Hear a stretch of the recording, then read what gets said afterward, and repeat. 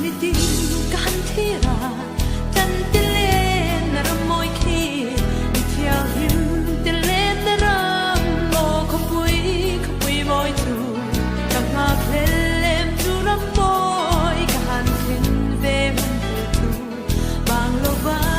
tan nam tu kan fa tu tu rin na mi tin ka thir bang lo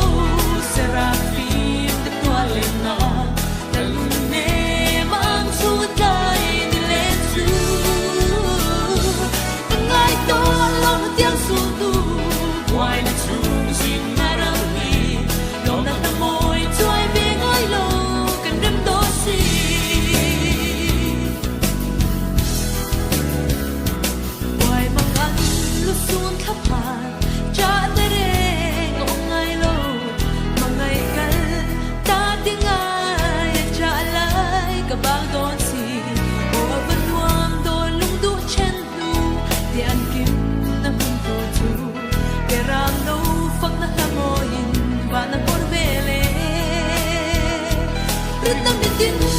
Clear banglo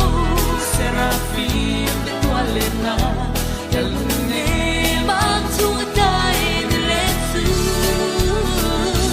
kangai to long tiang su du wai na chu sim na ram hi dom na na moi choi ve ngai lo kan dem do si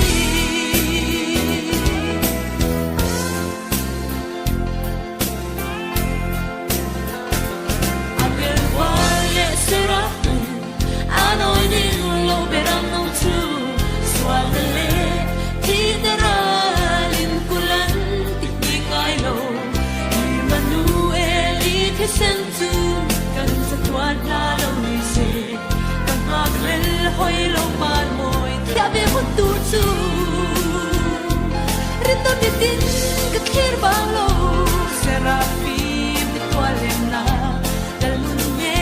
mang su ga dai de le tu ka ngai to lo tiang su du wai na su sim na ram hi lom na na moi choi be Rito mi tin ka thir bang lo serafim de toalem na lalun ne mang su